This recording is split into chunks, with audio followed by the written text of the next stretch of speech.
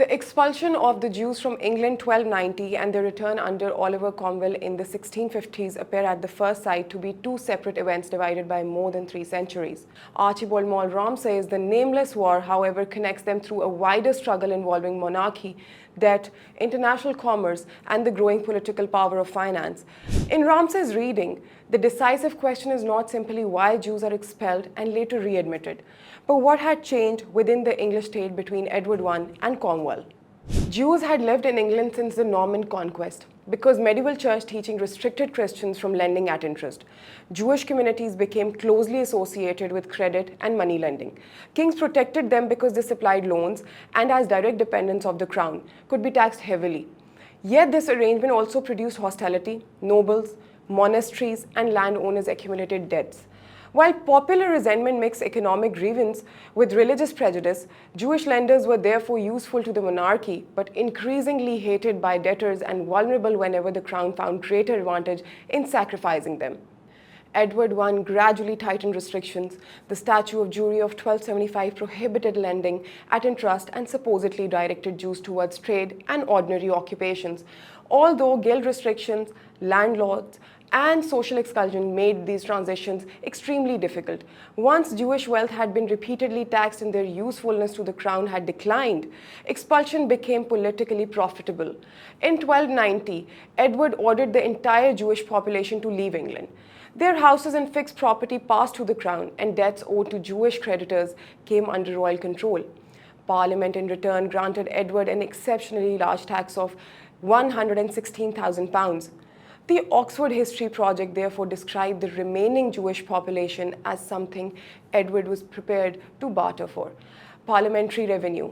For Ramsay, this episode demonstrated the power of medieval kingship to place national and political considerations above the interest of creditors and commercial networks.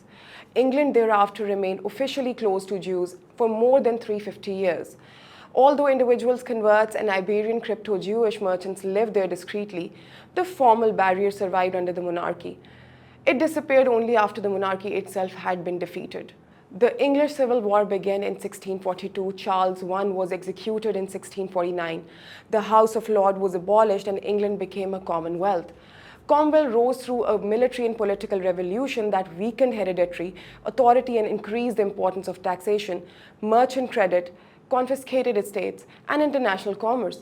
Ramsay interprets this transformation as the passage from the older landed and monarchical order towards a state of increasingly aligned with merchants and financiers.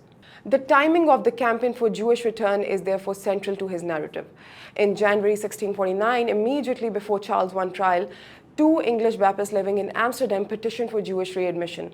Soon afterwards, the Amsterdam Rabbi Manasseh ben Israel published The Hope of Israel, dedicated its English edition to Parliament and the Council of State, and developed contacts with leading Commonwealth officials. In 1655, he traveled to London and formally requested freedom of residence, worship, trade, education, and burial for Jews. Cromwell saw practical value in the proposal. Jewish merchants possessed commercial connections extending through Amsterdam, the Mediterranean, the Iberian world, and England's expanding colonies. Their networks could assess trade, intelligence, and Cromwell's competition with Spain and the Dutch. Lewis and Wolfe later argued that readmission was connected with Cromwell's own vision of English imperial expansion, rather than being merely a concession, reluctantly extracted from him. At the Whitehall Conference of December 1655, merchants feared competition and clergymen raised religious objections. Cromwell nevertheless prevented the proceedings from producing a formal rejection. Lawyers concluded that no parliamentary law prohibited Jewish residence because the expulsion had originally been a royal decree. Jews were consequently admitted not by dramatic new statute but through practical toleration. They established a cemetery, worshipped privately, and formed an organized community. Seen through Ramsay's framework, the sequence is striking. Edward's monarchy expelled a community identified with credit after extracting its remaining financial value. Cromwell's revolutionary government readmitted merchants whose international connections suited the commercial and strategic ambitions of the new regime. The essential change was therefore not in Jewish character, but in England's structure of power. The crown had fallen, the landed order had been shaken, and the commercial state emerging from the revolution now valued precisely the networks that medieval kingship had once excluded.